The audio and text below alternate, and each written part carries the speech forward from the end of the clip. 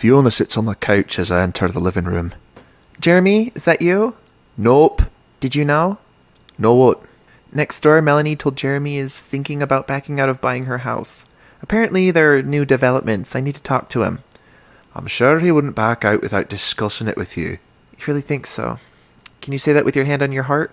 Well, no, but... Oh, God, I'm going to give birth alone. Hey, stop it. You're overthinking. Take a deep breath and relax. I will. My baby won't have a father. That's not true. I need to know what Jeremy is thinking. So, Jeremy's plane hasn't landed yet? Well, it should have. I don't understand what's going on. I'm confused. You seem tense. Try to calm down and take big breaths. Stress isn't good for you or the baby. What, are you a doctor now? Well, I've been reading your parenting books. Oh. You know, to support you. I can't help but laugh at the image of you reading those books. Oh, thanks, you're a funny girl. And Fiona laughs. It took you so long to figure that out. What are you worried about? You have my full attention. Please speak to me, let me help. I think Jeremy's avoiding me. Well, why would he be doing that? I don't know. That's what I'm confused about. So unlike him. Give me an example of how he could be doing that. I've been ringing him for the past 3 nights. He hasn't picked up. Jeremy could have lost his phone. Next. Let's try this for good measure. I called Veronica last night, and she says Jeremy doesn't want to talk to anyone. Oh, that could mean so many things. We both know it means Jeremy doesn't want to talk to me. Well, how can you be sure? It's a gut feeling. I can't shake it off. Let's go back a few moments in the story. Can you think of anything you might have done to hurt his feelings? No, nothing pops into my head.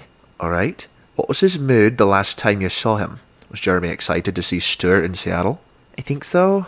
Ugh, this is a mess. I think I'm just going to fly out to Seattle. No. Whoa there. It's with a strong reaction. What's going on? Do you know something? Are you sleeping with Jeremy? Fiona laughs as I glare at her. Come up with better jokes, please. Sure, that's a joke. Speak, fella. I know why Jeremy's not taking your calls. Do you? What's the reason? Before I tell you, you need to know this has nothing to do with you. It's all Jeremy and Stuart. Have you got that? Just spit it out, weirdo. Jeremy is having issues with Stuart. What makes you think that? I overheard him shouting on the phone the night he left for Seattle. Oh? Was the fight about me? Well, from what I heard, I think Stuart was breaking up with Jeremy. Oh, great. So my son gets to have 3 separate Christmases. Why 3? A kid will have one at mine, then go to Jeremy's and Stuart's house. I see. I look away. What? Why are you looking away? Do you know something else? What are you hiding from me? Talk right now. I might have heard something else. Just promise me you won't shoot the messenger. Can you promise me that? What did you hear? Spill. Please don't hate me. This is just what I heard. Just spit it out. Stuart doesn't want to be in your kid's life, Fiona. I'm so sorry. Fiona gets up and walks past me. She looks close to tears.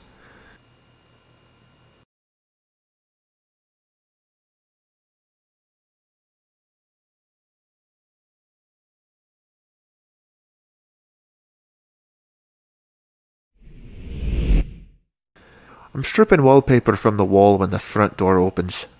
It's Jeremy with a suitcase. He's back from Seattle. Put down the wallpaper and I walk towards him. Hey, fella, how you been doing?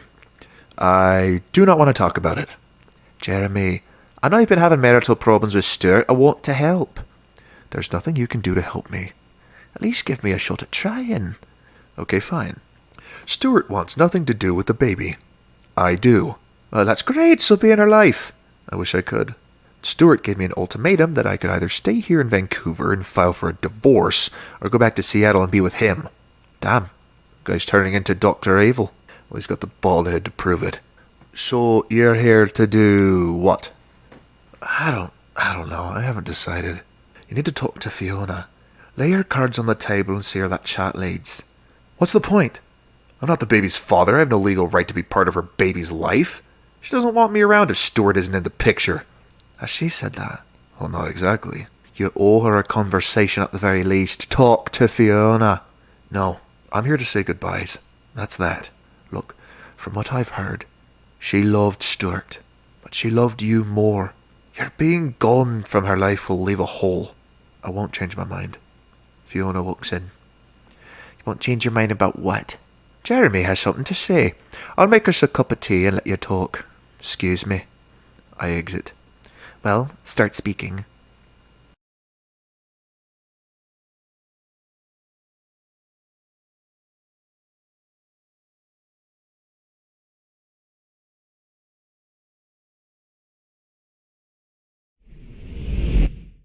I walk in with a tray of 2 mugs of tea. I put the tray on the coffee table and sit on the couch. What are we talking about? I told Fiona. I'm moving back to Seattle. And how many times has she threatened to kill you? I stopped counting at 20. I laugh. Look, Fiona doesn't want you to move back to Seattle. I'm here, you know. I can talk for myself. Do you want me to move back to Seattle? Maybe I do, perhaps I don't. Jeremy, you've stung her, and she's acting out. Look, you two belong in this family. I love my husband. Your husband got me pregnant and is refusing to take up his responsibilities. I still love him. Your love is a fiery zeppelin falling from the sky. It's going to hurt people. Do you want to be part of this kid's life? Yes, I do. I want to be there for her more than anything on this planet. Okay, so take an hour to think. What do you want me to think about? I want you to think about what you want out of life. What you really want. Once that happens, what's next? You look at your options. On the one hand, you have a husband that refuses to give you the things you deserve out of life. On the other hand, I'm allowing you to be part of something unique. This amazing thing is something that will give you a lifelong legacy. Fine. I'll think, but my decision will be final when I decide what I want. So I hope you can handle that. I can handle it. I'll take Fiona out for lunch. We'll be back in an hour. There's no pressure. Fiona gets out from her couch and follows me to the door. She picks up her handbag, I open the door and we exit.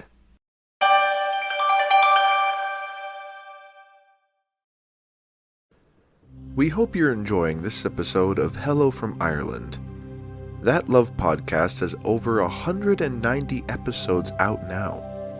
If you'd like to help us continue making great love stories for you, please consider joining our Patreon page for a low monthly fee of $1. We also have this episode's script if you'd like to read it whilst listening to it. The link is on the show page. Every penny of your money will go into helping us make even better content for you, the audience, to enjoy. Thank you for your kindness, and have a great day.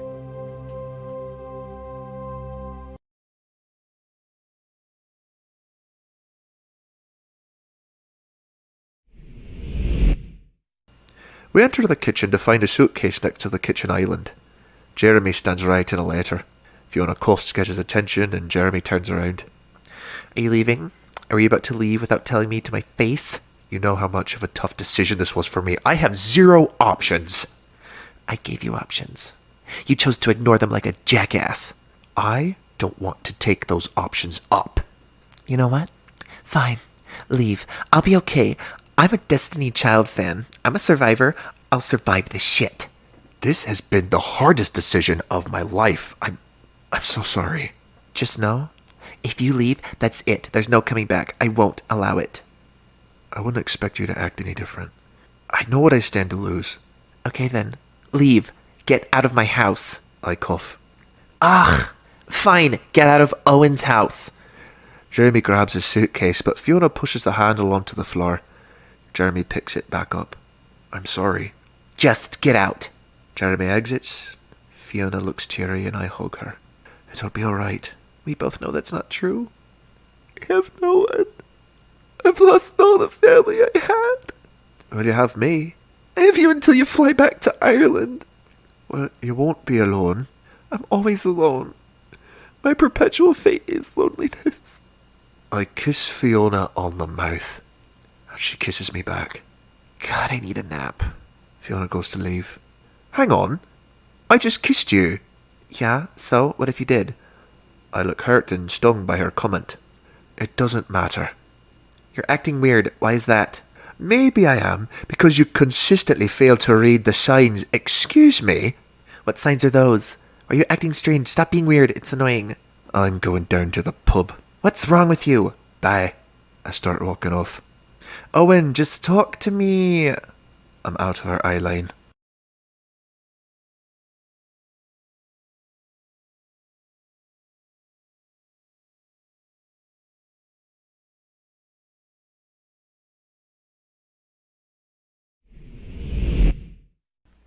Fiona enters the pub. She walks over to the bar and taps me on the shoulder. I turn around. We need to go. Why? What's happened? We'll talk in the car. Just tell me already. Jeremy's not moving back to Seattle. Oh? Did you get him to stay? Nope. Veronica went to water Jeremy's plants and caught Stuart fucking his mailman on the kitchen island. Well, Jesus. Don't worry, the mailman got fired and Stuart got his ass kicked by Veronica. Well, I'm glad to hear that. Anyway, Veronica's persuaded Jeremy to stay here. Jeremy's filing for divorce on Monday. It's all happening, and I need you to drive me to the airport to pick him up. I'm fucking drunk. Fine, I'll drive. You'll sit alongside me and tell me why you kissed me and then left in anger. Oh, yay, fun. Let's roll. I get off the stool and follow Fiona out the pub.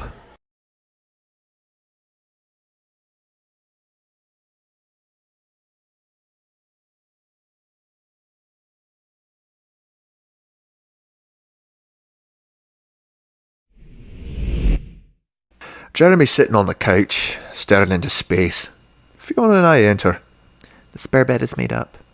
Veronica called to tell us that she made the bid for the house next door. So it looks like you're here to stay. Fiona smiles. Don't smile. I hate it. Fiona continues to smile. Oh, I hate you. So it's really over. The mailman admitted to my mom that the affair had been going on for months. So that's why Stuart didn't want to move here. I knew there had to be a reason. Yeah.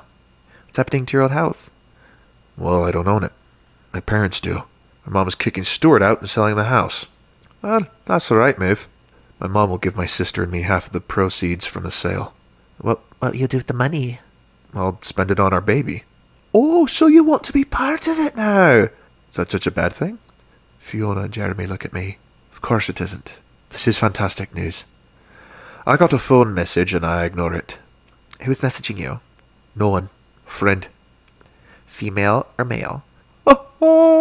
Looks like the Titanic's about to hit the iceberg. It doesn't matter. I need to go out. Where are you going? Out. Excuse me. I walk off. Jeremy, do you know something? I know you're falling for Owen, and he's about to meet a new love interest. He is? I think so. Fuck. The lover's tale's about to heat up. Fuck. Jeremy laughs. And on this troubling turn of events, we sound out.